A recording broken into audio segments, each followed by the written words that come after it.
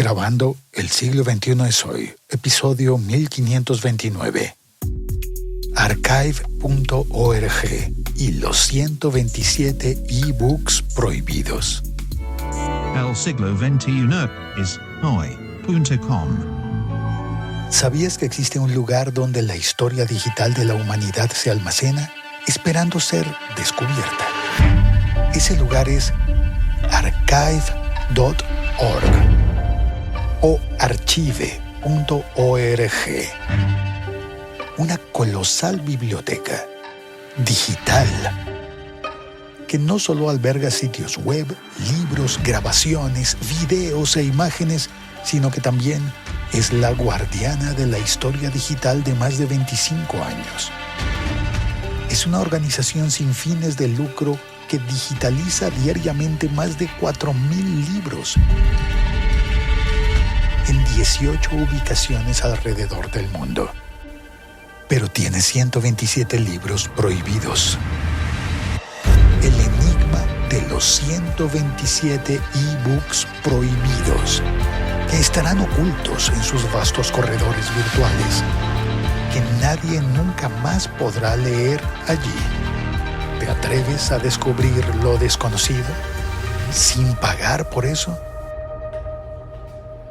Soy Félix Riaño y te invito a que tomemos un café y agarres tu brújula digital. Vamos a conocer el laberinto de la información. Una travesía fascinante por los pasillos infinitos de Archive.org, un depósito esencial de historia digital, donde estarán ocultos los 127 libros prohibidos. Empecemos por entender qué es eso del archivo de Internet. Internet Archive. Mira, ya está tu café. Imagínate despertar un día y descubrir que tu pasado ha desaparecido. Que se te olvidaron tus claves, las fotos que tomaste, las conversaciones que mantuviste, las páginas que visitaste. O por qué no, las páginas que escribiste. Sí, la verdad es que extraño lo que tenía en GeoCities. En nuestra era eso no es un escenario sacado de una película de ciencia ficción. Puede ocurrir. En el vasto universo digital, nuestra existencia es frágil, es efímera. Publicamos en las redes sociales historias que a las 24 horas desaparecen. Pero no queremos que eso le pase a todo lo que está publicado en Internet. Solamente algunas cosas que consideramos privadas. Pero el sentido de tener una Internet no es publicar cosas privadas. Digo, para eso nos seguiríamos llamando por teléfono o nos enviaríamos mensajes privados. Pero la Internet es más para publicar cosas que estén disponibles para todos. Y allí es donde ha estado su revolución para la humanidad, en que podamos publicar en Internet. Entonces, si hubiera alguien dispuesto a salvaguardar la Internet, una persona que hubiera tenido la idea de capturar lo que está publicado y mantenerlo, preservarlo.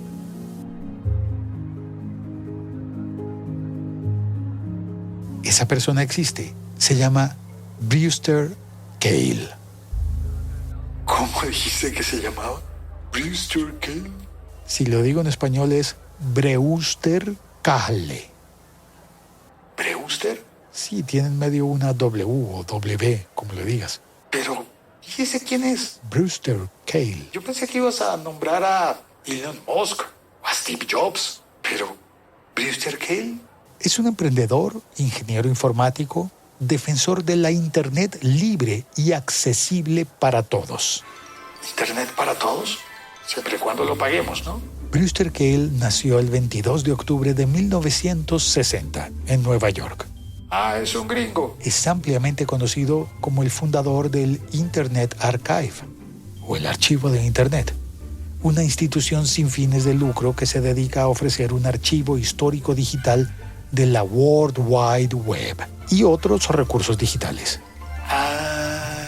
¿Una especie de bibliotecario o el señor del museo? En realidad, Kahle no es bibliotecario en principio.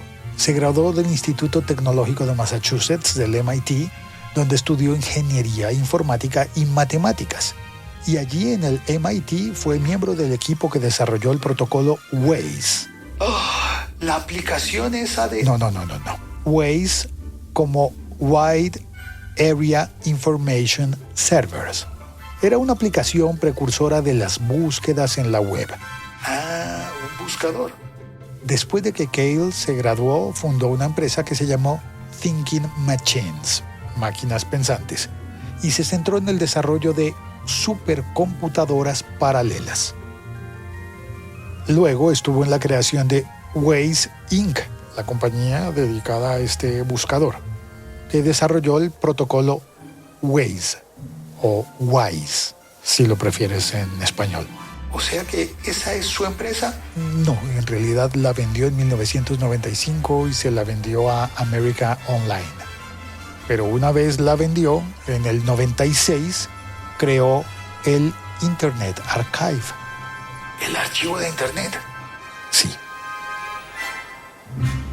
Su visión con este proyecto fue de ofrecer acceso permanente a información y datos históricos para investigadores, historiadores y para el público en general. Y creó una especie de máquina del tiempo que permite a los usuarios ver cómo eran las páginas web en fechas pasadas. ¿Estás hablando como de un coleccionista o un acumulador? En realidad, Cale ha sido siempre un defensor constante de la Internet libre y abierta, en contra de la concentración de datos en manos de pocas corporaciones gigantes. Por eso su proyecto de archivo es .org y es gratuito, en busca de un modelo descentralizado, de manera que incluso tú o yo podemos subir nuestros archivos al Internet Archive en archive.org. Bueno, no sé, es como útil, pero al mismo tiempo es un poco loco eso de querer guardar todo lo que hay en Internet. Ah, sí, damas y caballeros, me olvidaba presentar a mi troll interior que a veces habla conmigo, es decir, que yo estoy aquí para representar a las personas que te están oyendo y hacerte las preguntas que cualquiera haría si estuviera aquí. Ok, vale. Entonces ya no te desvíes y cuéntalo de este señor del archivo de Internet. Bueno, el propósito del archivo de Internet es la esencia de nuestra era digital.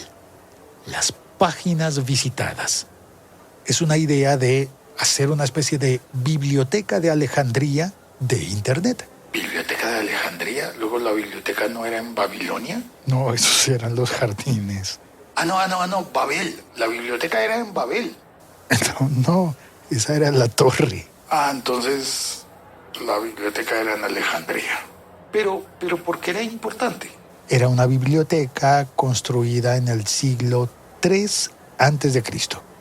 Era un centro de sabiduría, almacenaba rollos de papiro y al almacenar conocimiento, pues también funcionaba como una universidad o un centro de investigación. Entonces guardaba papiros. Sí. Se cree que pudo tener entre 40.000 y 700.000 volúmenes. ¿Solo papiros?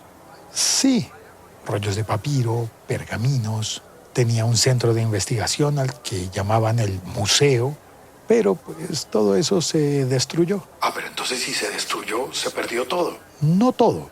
Sabemos que en la biblioteca pudo haber estado el trabajo de Euclides, Arquímedes, y que una versión de la Biblia, cuando tradujeron el Antiguo Testamento al griego, esa traducción fue hecha en la Biblioteca de Alejandría. Ya, pero entonces no tenía libros. Las formas de libros que existieron en aquel entonces. Se dice que cada barco que llegaba a Alejandría, en Egipto, era inspeccionado, buscaban libros y si había libros, los llevaban a la biblioteca.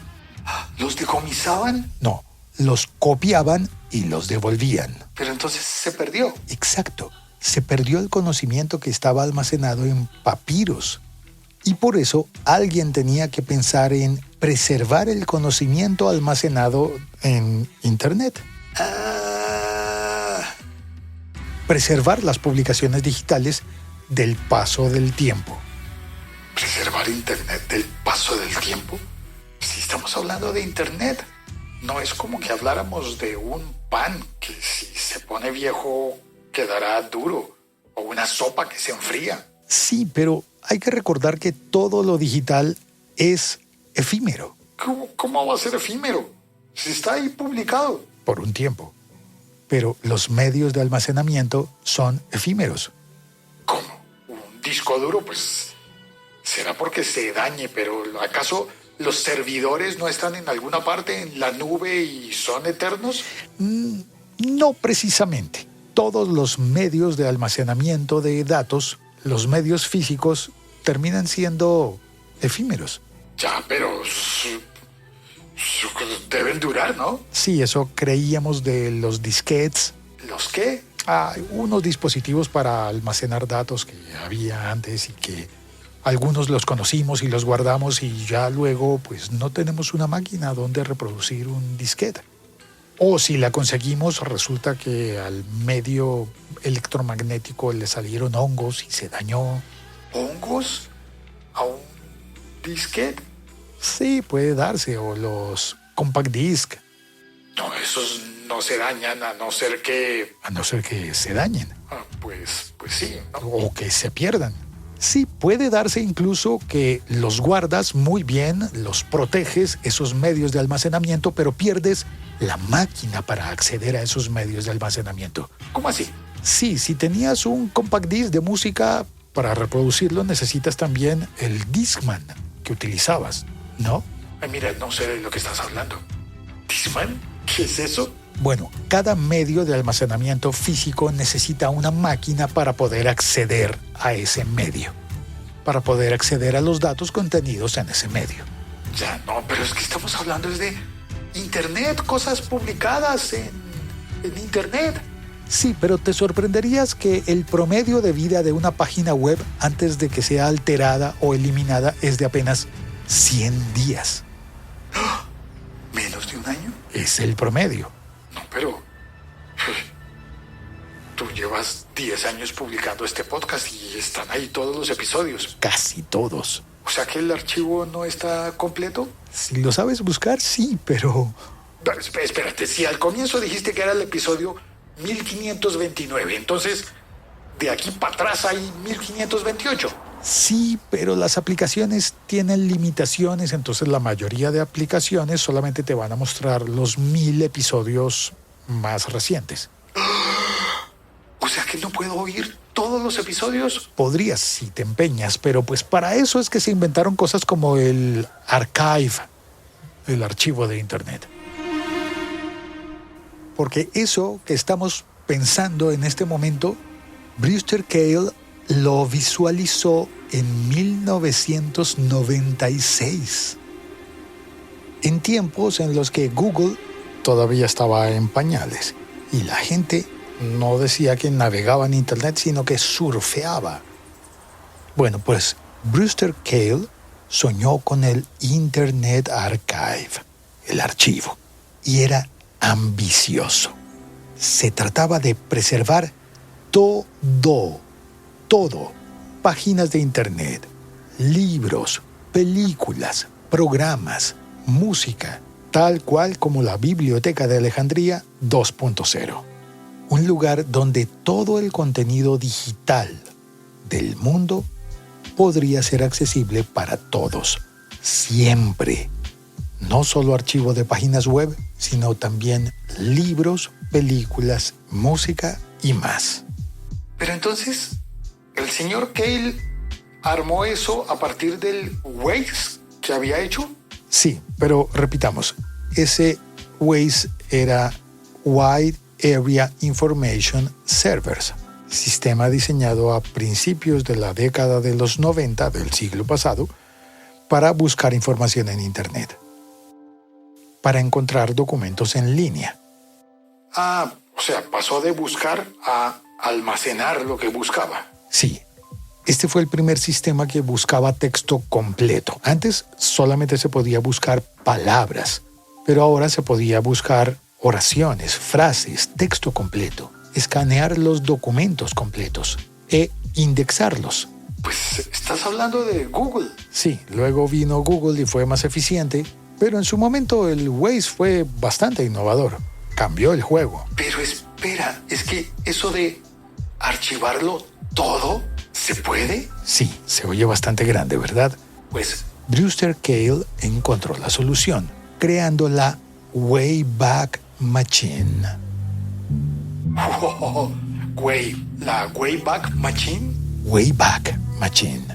Una máquina del tiempo, pero no como un DeLorean de película, sino como un robot bibliotecario que diligentemente ha estado tomando capturas de cada rincón de Internet. Una herramienta invaluable no solo para los nostálgicos, sino también para periodistas, abogados y todos los que quieran ver la web tal cual como era. ¿Y ahí está todo? Pues no todo, pero lo que se ha podido. Pero explícame eso del Wayback. Wayback Machine es una herramienta que permite que los usuarios accedamos a instantáneas archivadas de página web, como quien le toma una Polaroid a una página. ¿Una Polaroid? Una foto instantánea a la página web en determinado momento. Ya, pero a todas las webs. Ese era el propósito originalmente.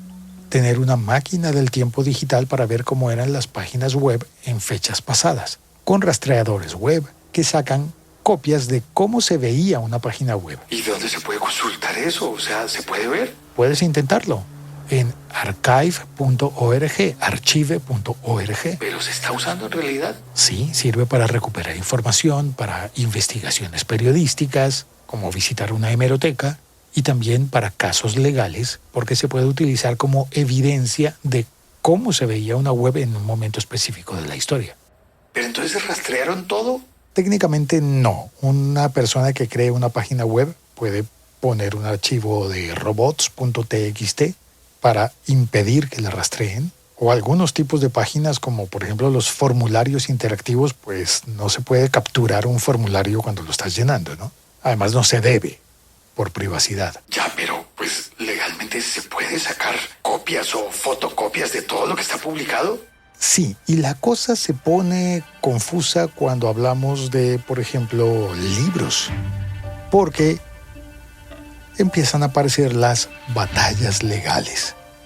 En un mundo donde compras licencias en lugar de comprar propiedades, la tarea de archivar enfrenta acusaciones de derechos de autor y de piratería. Bueno, pero el propósito es salvar la historia del mundo. Y se puede confundir con piratería. ¿Pero cómo? Claro, ahí tenemos que comprender la diferencia crucial que hay entre licencias y propiedades. Ya nos ponemos ahí con términos de abogados. Una propiedad es, por ejemplo, un libro físico. Tú compras un libro y el libro es tuyo. Bueno, el libro sí, pero si es un libro de poemas, yo no puedo decir que los poemas son míos. Pero el libro sí, es tuyo. Pues sí. ¿Y me lo puedes prestar? Sí, si es mío, yo lo puedo prestar. ¿Y si el libro no es tu propiedad, sino es tu licencia? ¿Cómo así? Cuando hay una licencia que se utiliza especialmente en el mundo digital, no tienes propiedad, sino tienes permiso para usar algo. ¿Una licencia es un permiso? Claro. Cuando compras un software, por ejemplo, no eres dueño del software, sino del derecho a usarlo, del permiso a utilizarlo bajo ciertas condiciones. Ah, ok. Una licencia es un permiso, pero no es una propiedad. Y allí radica uno de los desafíos del Internet Archive. Archivar el contenido que puede entrar en aguas turbias de derechos de autor. O sea que... ¿Cuál es la frontera entre preservar y cometer una infracción a los derechos de autor? Al hablar de preservar, pensamos en combatir el olvido digital por la obsolescencia. ¿Qué? Cuando los formatos cambian y las plataformas mueren, el contenido se pierde en el proceso, se puede perder. Si no tomamos medidas, las generaciones futuras podrían no tener acceso a enormes cantidades de información de nuestra historia digital. ¿Como cuando hablabas de que un compact disc se quedó obsoleto. Un CD-ROM, un DVD, ¿Divide? un DVD. Pero además, el Internet Archive incluye el sueño de recolectar también una copia física de cada libro jamás publicado. Una biblioteca. Pero más ambiciosa que una normal. Una biblioteca que puede prestar libros en versión digital. Bueno, eso lo pueden hacer muchas bibliotecas. Veamos cómo.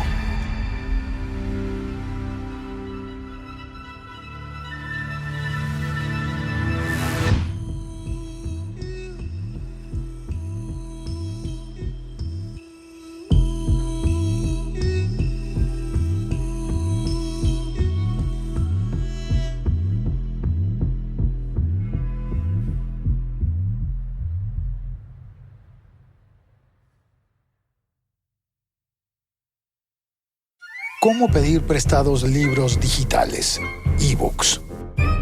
Con la creciente popularidad de los dispositivos electrónicos y de la digitalización, el préstamo de libros digitales se ha convertido en una alternativa accesible y además es ecológica. Veamos a manera de manual cómo se piden prestados libros digitales. A ver, primero hay que tener en cuenta que estos libros, ebooks, son accesibles. Se puede acceder a ellos desde cualquier lugar o dispositivo con conexión a Internet. Se pueden descargar, telecargar, y muchos de ellos son accesibles a personas ciegas, porque pueden sonar. No necesariamente tienen que ser siempre audiolibros. Con muchos de ellos se puede utilizar un lector de pantalla que tenga una voz sintética que lea el libro. También son más ecológicos en alguna medida porque reducen la necesidad de papel y de transporte físico. Lo del papel, pues también es ecológico, pero el hecho de que nunca tengan que enviarte el libro por avión, pues hace que necesariamente tenga una huella de carbono menor. También los libros electrónicos, ebooks, son personalizables. Muchos lectores digitales permiten ajustar, por ejemplo, el tamaño de la fuente o el color de fondo, etc. De manera que tienes una personalización que no te daría un libro convencional en papel. Y además, un ebook, un libro electrónico, no ocupa espacio físico, sino que ocupa un espacio en la memoria del dispositivo en el que vayas a leer. En muchas ocasiones basta con una aplicación en tu teléfono y ya, o en una tableta. Ahora veamos cuáles son las plataformas populares para préstamo de libros digitales. Muchas bibliotecas públicas para prestar libros electrónicos utilizan una plataforma que se llama Overdrive o una que se llama Libby. También hay una que se llama Hoopla. Está también otro gran repositorio de libros que se llama Project Gutenberg, que ofrece libros que están en dominio público de forma gratuita. Los libros de dominio público son, en resumidas cuentas, los libros gratuitos porque su autor falleció hace más de 100 años. Ah, ya sé. Y tú que tienes otro podcast, el de Lecturas Misteriosas, ahí estás leyendo libros de dominio público, ¿verdad? Sí. Descargo las versiones originales de Project Gutenberg, las traduzco y las grabo como audiolibros. O sea, ¿tú traduces esos libros? Sí. Ese podcast de Lecturas Misteriosas realmente requiere mucho trabajo. ¡Wow! No sabía eso. Sigamos. También está la plataforma Kindle de Amazon. Ah, pero eso lo que hacen es vender los libros. Sí, pero tienen la Amazon Kindle Library, que puede permitir prestar libros si tienes una suscripción de Amazon Prime. Ah, o sea, ese es como un Netflix de libros. Exacto. Y también puedes pedir prestados libros en bibliotecas públicas. Ya, pero eso ya lo sé, eso es normal. Puedes pedir ebooks libros electrónicos en bibliotecas públicas vía Adobe. Adobe tiene un sistema que se llama Adobe Digital Editions, ADE, que es un software gratuito desarrollado por Adobe Systems que permite a los usuarios ver y administrar libros electrónicos, ebooks y otros documentos digitales. Se utiliza comúnmente para leer ebooks y para transferirlos a dispositivos de lectura electrónica compatibles. O sea, a los aparatos lectores. Y también es el software principal utilizado por muchas bibliotecas públicas para el préstamo de libros electrónicos a los usuarios. Adobe Digital Editions, ADE. ¿Tengo que aprenderme eso? No necesariamente. En la biblioteca en la que pidas los libros prestados te van a ayudar, te van a guiar, te van a dar un tutorial para que lo hagas de la manera en que trabajan en esa biblioteca. El caso es que este sistema de Adobe Digital Editions permite, por ejemplo, descargar libros con DRM, gestión de derechos digitales. Eso significa que puedes transferir libros comprados o alquilados o prestados que están protegidos contra la piratería. Un software como este permite que, por ejemplo, descargues un libro por un tiempo específico y solo por ese tiempo. Es decir, que lo tengas prestado. Y después lo devuelves automáticamente, es decir, pierdes el libro en tu dispositivo. Ya, pero no sé si eso sea ideal, porque pues que si el libro no ocupa espacio, pues ¿qué más le da a la biblioteca que yo lo tenga durante cuánto tiempo? Ya, pero existe la cosa de los derechos. Bueno, hay más ventajas que presentan los libros electrónicos, como que puedes poner marcadores para recordar dónde vas, pero además puedes hacer anotaciones o buscar palabras en el diccionario, muy útil cuando, por ejemplo, lees libros en otros idiomas, digamos que estás aprendiendo y pues tienes allí un diccionario. Bueno, ¿y en qué bibliotecas puedo yo pedir libros electrónicos prestados? Hay múltiples opciones. Por ejemplo, las bibliotecas públicas. Seguramente en tu ciudad hay una biblioteca pública que puede ayudarte con eso. Hay que registrarse en la biblioteca. Algunas te van a pedir que saques un carnet, otras que simplemente des tus datos y abras una cuenta. ¿Pero cuáles son esas bibliotecas? Las bibliotecas públicas municipales, departamentales, nacionales. Existe una en España que se llama eBiblio. Existe una internacional que presta servicios a otras bibliotecas que se llama Odilo y que permite que tomes libros prestados de allí, de Odilo. En la ciudad donde yo vivo, en Bogotá, existe, por ejemplo, Bibliored, la red de bibliotecas públicas de la ciudad, donde, por cierto, acabo de abrir una cuenta y todavía no funciona, pero tan pronto esté funcionando voy a descargar libros, a pedirlos prestados, por supuesto. Y pueden ser libros digitales o incluso encontré que esta biblioteca pública de mi ciudad me envía el libro físico hasta mi casa y sin pagar nada.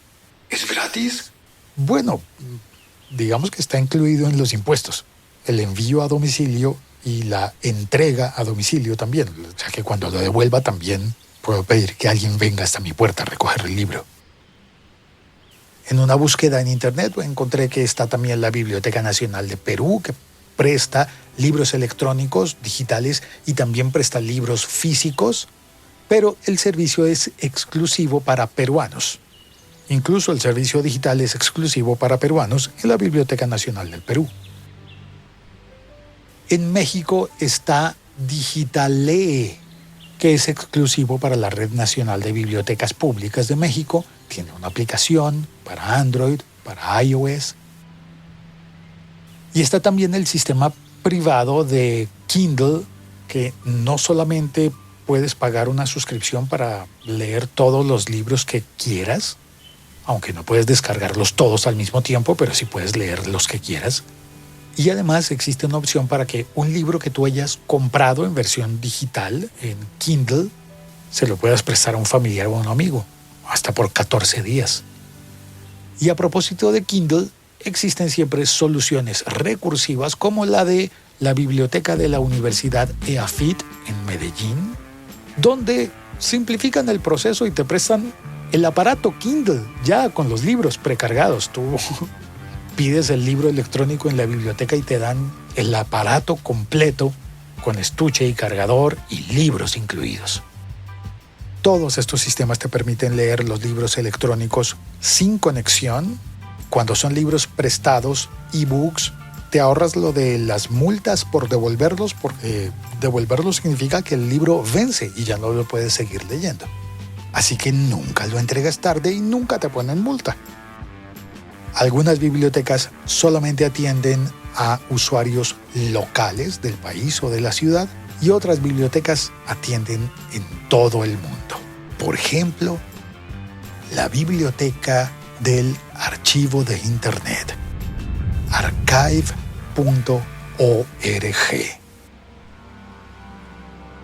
¿Cómo se pide un libro prestado en archive.org?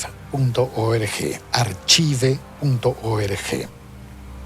Lo primero es ir a la página web y crear una cuenta de usuario. Luego, buscar el libro. Eso sí, la página está en inglés, pero buscas el libro y lo pides prestado. Donde dice borrow this book, si está disponible para préstamo, tendrás la opción de unirte a una lista de espera. Si está en formato Book Reader, puedes leerlo de inmediato en tu navegador. Otros formatos puede que requieran que descargues el libro y lo abras con Adobe Digital Editions. Y para devolver el libro, utiliza el mismo método que usaste para pedirlo prestado. O simplemente espera a que caduque el préstamo. Puedes pedir hasta 10 libros a la vez. Y sí, hace un instante acabamos de decir que hay lista de espera. Y ya que estás allí en archive.org, notarás que lo primero que te ofrecen es la búsqueda entre todo lo que hay en el archivo. Páginas web, textos, videos, audio, programas de televisión, programas de software, imágenes, conciertos y colecciones. También encontrarás las instrucciones para pedir prestado un libro, descargar archivos, hacer búsquedas en el archivo o escuchar música en el archivo. Y también verás un banner que dice Wayback Machine, que es la máquina del tiempo en la web.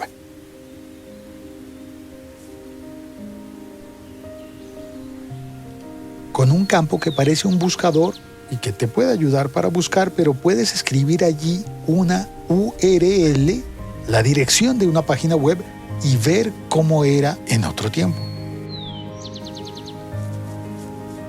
Eso te va a mostrar un calendario en donde puedes elegir la fecha que quieres consultar de esa página web. Es un proyecto increíblemente grande y ambicioso. Y también deberíamos decir costoso. Detrás de este monumental proyecto ha estado siempre Brewster Kahle, que más que un activista ha sido el guardián de la información digital, un mago de la web. Antes de embarcarse en esta cruzada del Internet Archive, el archivo de Internet, ya había dejado su marca con la creación de Alexa.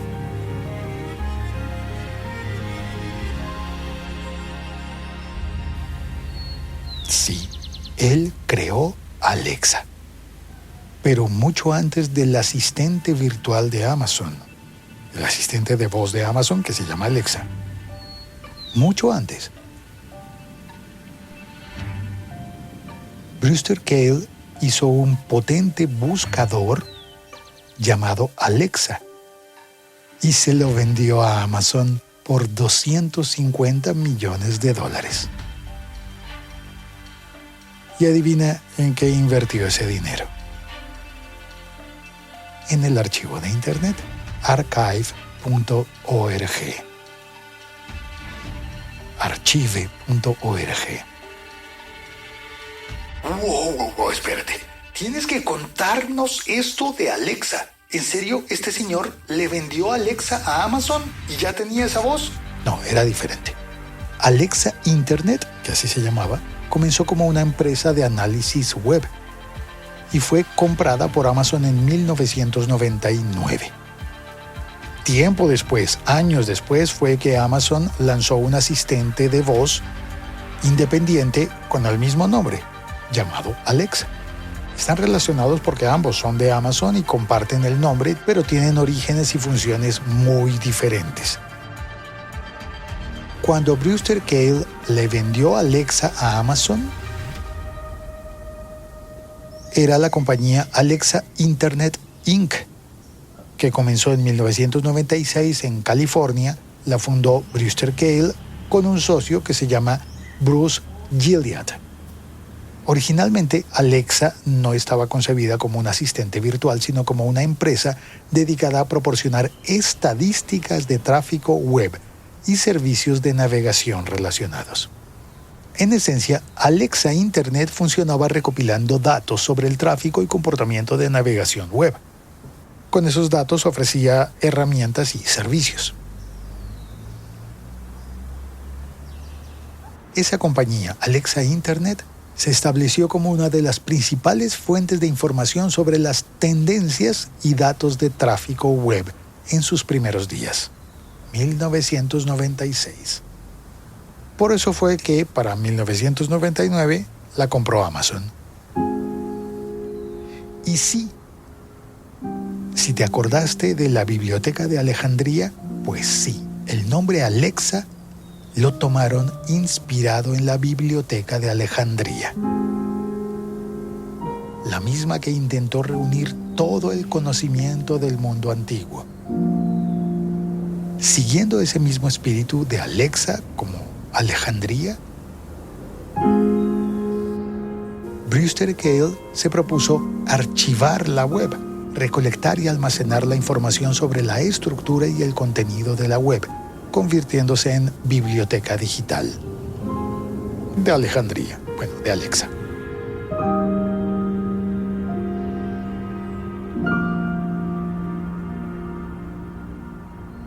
Y en esa época, esa Alexa Internet tenía una función que se llamaba Surf Way Back. Navegar hacia atrás. Y claro, era el comienzo de el Wayback Machine. O sea que desde el siglo pasado todo esto ha estado funcionando. Bueno, realmente Alexa Internet funcionó sola durante 3 años, luego fue comprada por Amazon, que además pagó $250 millones en acciones. Pero pues $250 millones. Con la financiación ya asegurada, Brewster Kahle intensificó sus esfuerzos. Su visión de la Biblioteca de Alejandría de Internet se expandió a democratizar el acceso a la información. Pero esa gran ambición trajo consigo la controversia.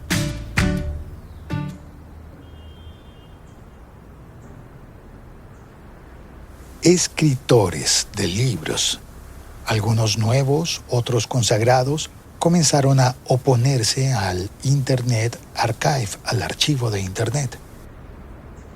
Se formó un drama que se puso muy intenso cuando se descubrió que las obras de autores de renombre, como por ejemplo J.D. Salinger, se estaban ofreciendo gratis en el archivo de Internet.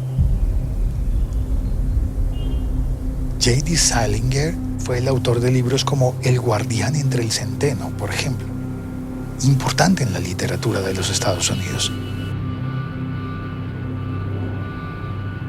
La cosa estaba por ponerse difícil. ¿Recuerdas que hablamos lo de las licencias y las propiedades? Pues el conflicto para el archivo de Internet se hizo cada vez más difícil a causa del préstamo digital controlado, el préstamo de libros. A diferencia de un libro físico que una biblioteca puede prestar, que una persona puede regalar, vender, lo que quiera, el ebook viene con restricciones. El archivo de Internet, archive.org, defendió su modelo como una extensión del préstamo tradicional de bibliotecas. Si se puede prestar libros de papel, pues también se pueden prestar libros electrónicos. Pero las editoriales y los autores argumentaron que la digitalización masiva infringía los derechos de autor y afectaba las ventas. El problema es por plata. Lana, pasta, guita, chavos. Entonces vinieron las batallas legales. Conseguir el financiamiento para mantener el archivo de Internet, que es grande, inmenso, y requiere inversión constante. El capital de la venta de Alexa no va a durar para siempre, ¿verdad? Reciben donaciones, reciben trabajo voluntario. Y entonces fue cuando llegó el juicio del siglo en derechos de autor digitales. Hachette Book Group contra el archivo de Internet, Internet Archive.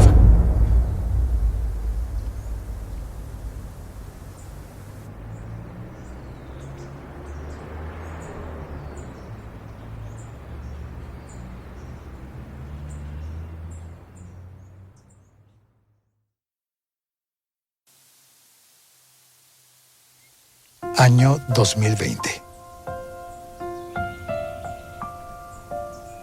Una época en la que el mundo estaba encerrado por la pandemia de COVID-19. Y en medio de ese caos global que vivimos todos, empezó la disputa que marcaría la historia del mundo digital en el derecho de autor.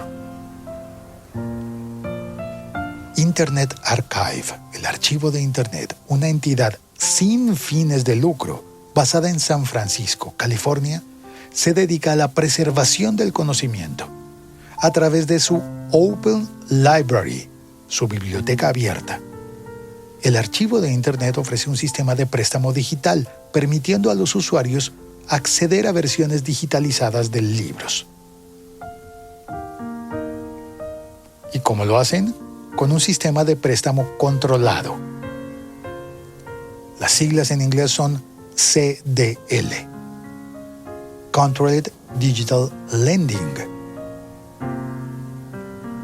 Este sistema utiliza la gestión de derechos digitales para garantizar que solo una copia digital esté en uso por cada copia física disponible.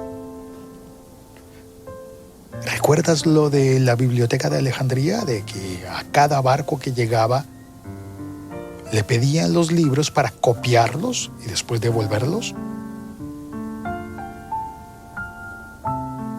Guardar el libro en la biblioteca y entregarle al dueño original una copia o al contrario. Lo importante era duplicar el libro en aquel entonces. Bueno, el papiro.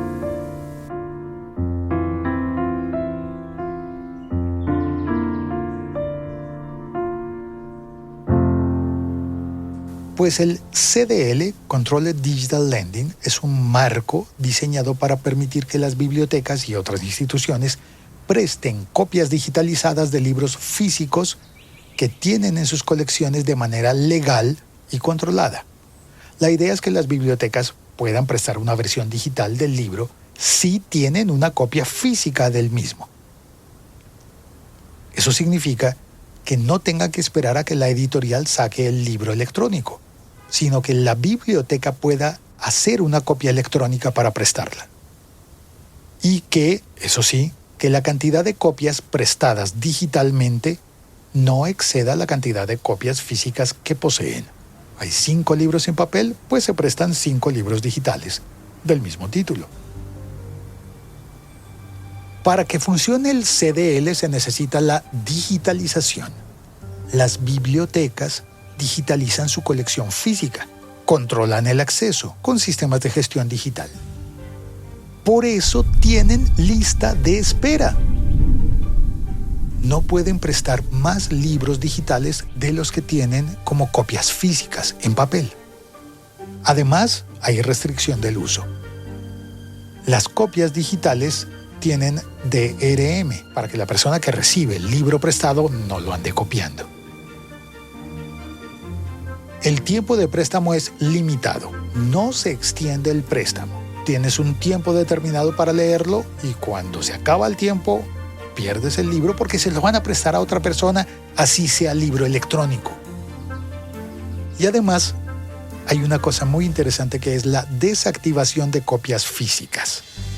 Eso significa que si hay 5 libros físicos, solo se puede prestar 5 veces el libro, incluyendo las copias físicas y las digitales. O sea, que si alguien sacó prestado el libro físico de papel, no pueden prestar las copias digitales.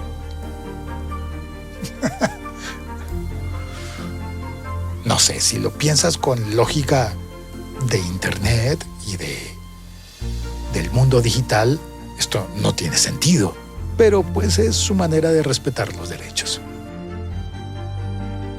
Oye, suena a que son muy juiciosos en respetar la ley.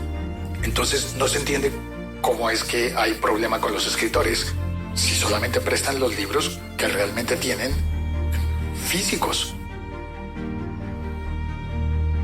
Bueno, pues decíamos que estábamos en el año 2020, tiempo de pandemia. La humanidad encerrada. Y el archivo de Internet, Internet Archive, abrió la Biblioteca Nacional de Emergencia. Así se llamó. Y eliminaron las listas de espera, expandiendo el acceso a los libros a todos los lectores. Un intento noble de darle acceso a la información al mundo en tiempos de crisis. Sin embargo, esa fue la acción que encendió la chispa que eventualmente ardería en llamas. Justo 2 meses después de abrir la biblioteca y de eliminar las listas de espera, el 1 de junio de 2020, los gigantes editoriales como Hachette Book Group, Penguin Random House, HarperCollins y Wiley lanzaron un golpe legal. Acusaron al archivo de Internet, Internet Archive, archive.org, de infringir sus derechos de autor, sosteniendo que el sistema CDL era ilegal. Alegaron que la Biblioteca Nacional de Emergencia no estaba protegida por la doctrina del uso justo del copyright, ley de Estados Unidos. Y todo por querer contribuir y ampliar el acceso durante la pandemia. Porque durante ese tiempo, con la biblioteca abierta, la Biblioteca Nacional de Emergencia, cambiaron el sistema habitual de los libros escaneados, un libro a la vez. Y cuando permitieron que varias personas tuvieran acceso al mismo libro, generaron lo que trajo la demanda. Las editoriales, representando a los escritores y a sí mismas, argumentaron que estaban perdiendo ingresos. Durante la pandemia ellos también necesitaban ingresos. Y entonces fue cuando demandaron al archivo de Internet por 127 títulos, 127 libros, 127 libros escaneados, 127 ebooks.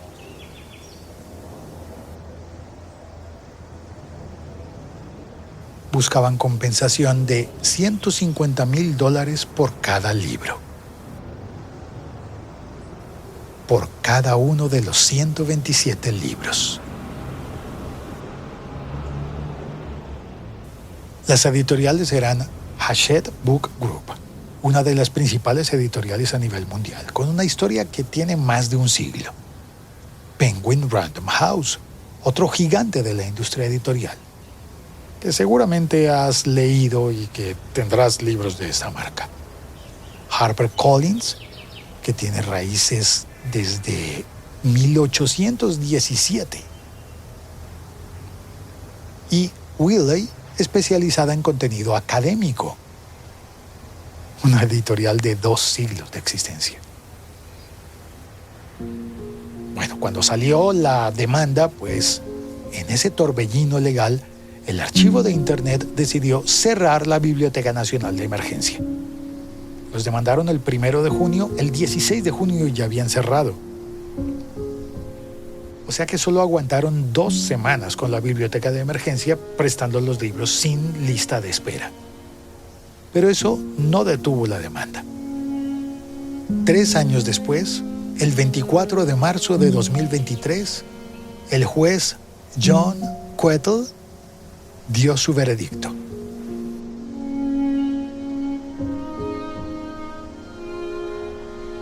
En contra del archivo de Internet, archive.org,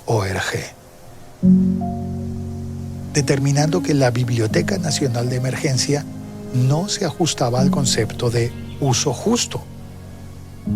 El archivo de Internet se muestra en desacuerdo, dijo que era un golpe para todas las bibliotecas, y Brewster Kahle defiende fervientemente el papel histórico de las bibliotecas de poseer libros, prestar libros y conservar libros. Y se preparan para apelar el fallo. Es un caso muy importante porque tendrá muchas más consecuencias que simplemente 127 libros puntuales.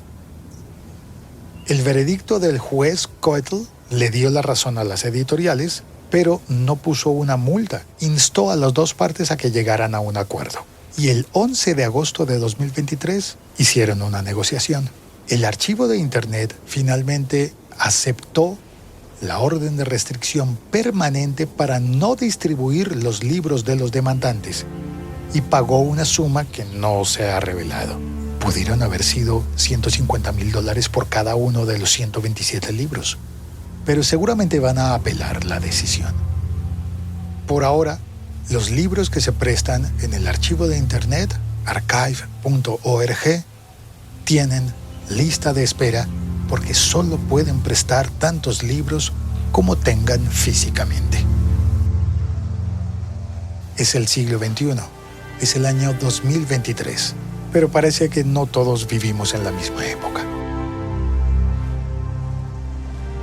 Gracias por escuchar, gracias por compartir este episodio podcast. Yo soy Félix Riaño.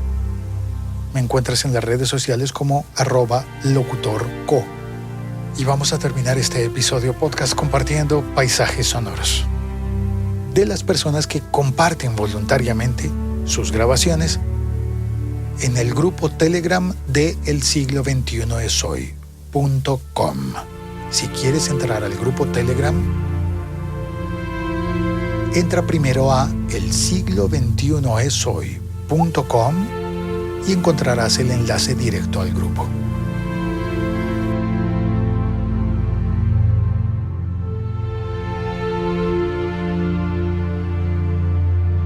Ricker Silva nos envió este sonido del atardecer en la isla de San Andrés, en los manglares.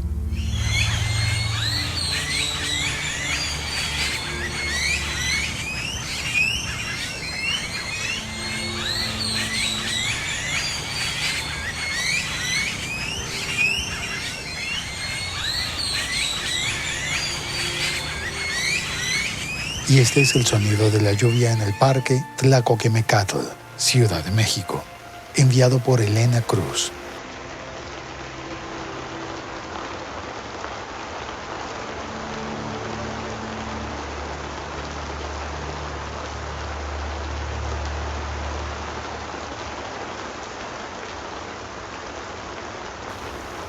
Un plotter láser, enviado por Carlos Fernando Vázquez, en Ciudad de México.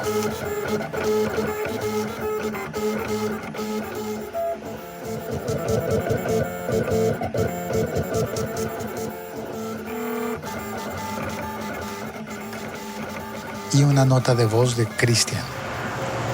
El podcast de Google, yo digo buenos días y empieza a andar en el celular la rutina buenos días, me dice el clima, me dice los viajes diarios, las agendas diarias, la agenda del día siguiente, todo lo que quiero.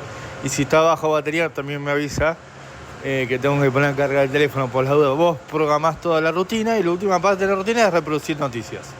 Y ahí empezaba a reproducir las noticias nacionales y bueno, lo que me interesa de otros países, como el siglo XXI soy, y ahí lo hago mientras que estoy en el baño, cepillándome los dientes y demás, preparándome las cosas para salir a laburar, escucho todas esas cosas. Es como que algo que me entretiene o me acompaña mientras que hago mis tareas matutinas de antes de salir. Bueno, gracias por todo, buenos días y nos vemos en el siglo XXI soy. El siglo XXI es hoy.com.